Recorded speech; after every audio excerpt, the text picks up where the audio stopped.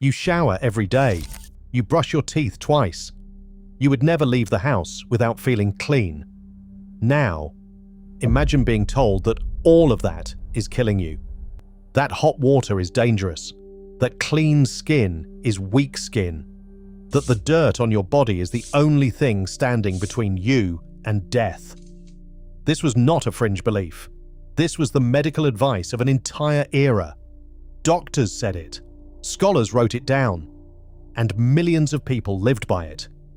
Every single day. Welcome to medieval England, where staying dirty was not a bad habit. It was a doctor's order. You wake on a rush-strewn floor. The air is thick, heavy, pressed close by the weight of last night's fire and the sour tang of sweat. Your skin itches beneath a crust of sleep and old linen. But you do not reach for a bath. You do not dream of steam. The world has changed. The plague is out there, thickening the air, turning every breath into a risk, every open pore into a door for death. The doctors, Bradwardine, Gaddesden, men with ink-stained fingers and grave eyes, have written it out in Latin and English, both. Heat opens the skin, hot water, warm air, even the flush of running. All these things make you vulnerable. The pores gape wide. The bad air, the miasma, waits for that moment to slip inside. So you do not wash with heat. You do not scrub yourself clean. Clean is not safety. Clean is danger. Instead, you kneel by a wooden basin. The water is cold, drawn from a bucket, maybe left standing all night to settle the silt. You splash it on your face, sharp as a slap. The shock wakes you, tightens your skin, closes what must be closed. This is not comfort. This is survival. You wipe with a strip of linen, rough, not white, not new. The cloth soaks up what dirt it can. You pat at your neck, your hands, never your whole body. The rest will wait for another day or another week, maybe longer. Beneath your feet, the rushes crunch and shift. They hide the crumbs, the dust, the fragments of yesterday's meal. They mask the smells a little. But not enough. You live in a world where every surface is alive with threat. The floor is not clean, but it is familiar. The basin is not pure, but it is yours. Your morning ritual is not about feeling fresh.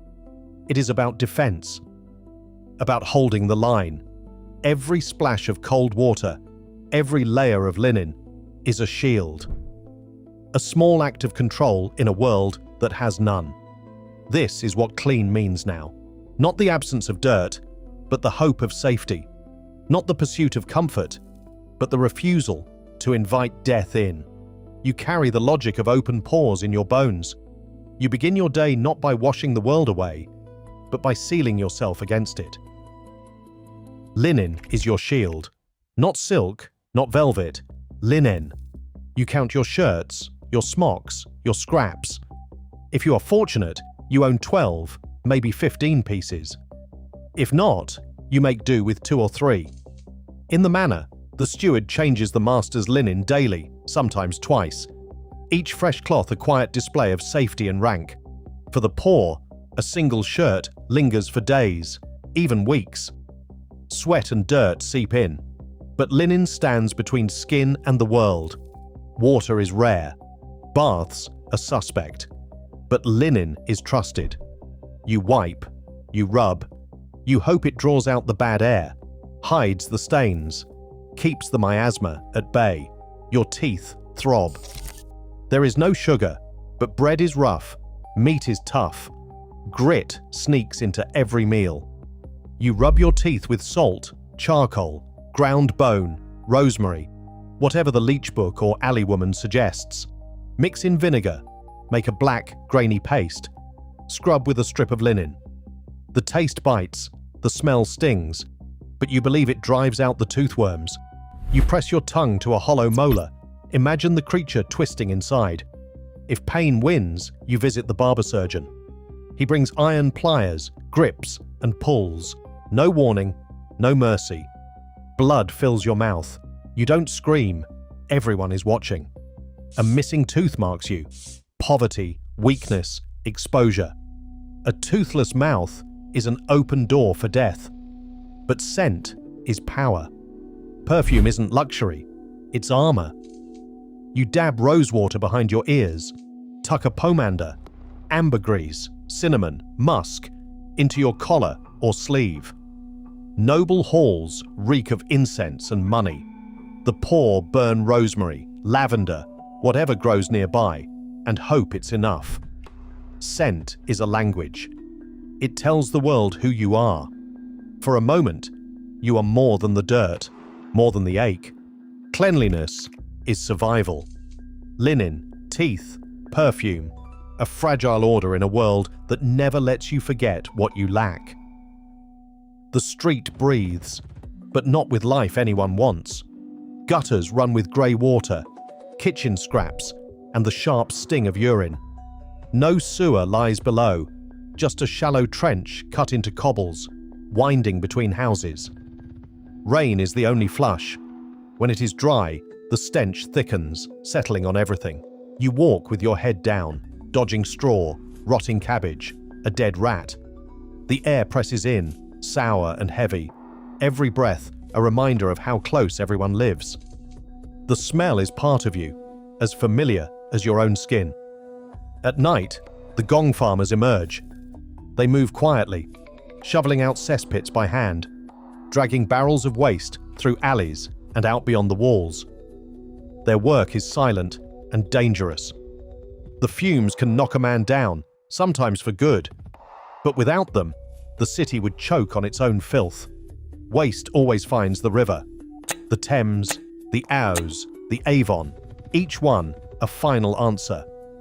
Bridge latrines hang over the water, stone boxes with holes in the floor. You squat, listen for the splash, and hope the current will carry it away. In summer, the banks reek. Fish float belly up. The water turns thick and green, but you drink it anyway. There is no other choice. Inside the castle, privilege does not mean fresh air. The guardrobe is a stone seat built into the wall, dropping waste into a pit, a moat, or sometimes just open ground. The fumes rise, sharp with ammonia. Some call it useful.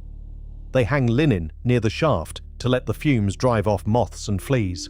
The steward trusts it, laying out the master's best shirt by the vent. The air burns your nose, makes your eyes water, but you believe it works. Cleanliness is about control, not comfort. Smell is warning, shield, and equalizer. The street stinks, the castle stinks. You endure, finding dignity in a swept floor or a window cracked to the wind. Night falls, and the city changes hands. You hear them first, a low scrape, a muffled curse, the wet slap of a shovel in darkness. The gong farmers are at work. They move where no one else will go, descending into the pits beneath houses and taverns, into the thick, choking dark. Their pay is 2 pence a night, sometimes 3 if the weather turns foul. Not enough for the risk.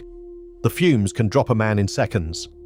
The records say 5 dead last winter, 1 drowned, 2 asphyxiated, 2 lost to fever that came after. The city needs them, but no one meets their eyes by daylight. You hold your breath as they pass. Their skin shines with sweat and something else, a sheen of danger that clings long after the job is done. They carry the city's waste on their backs, out through the gates, dumping it in fields where nothing will grow. The stench follows them home. Their children cough at night. Their wives boil linen in vinegar, hoping to strip away what cannot be seen.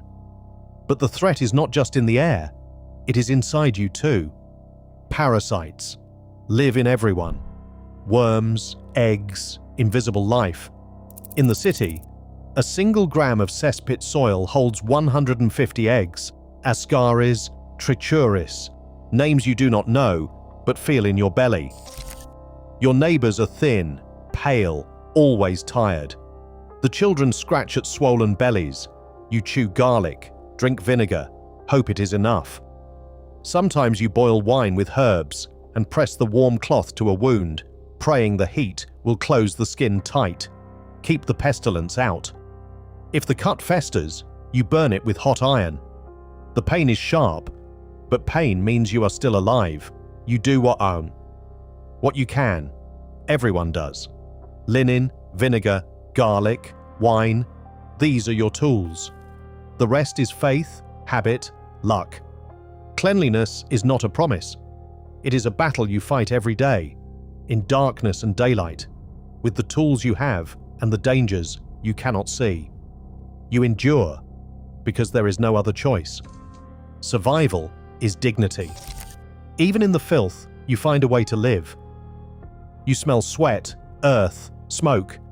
You wrap yourself in linen, not for luxury, but for defense. Today, cleanliness comes easy. Back then, it was invention, ritual, and grit. The line between filth and dignity is thinner than you think, and survival sometimes means rewriting what it means to be clean.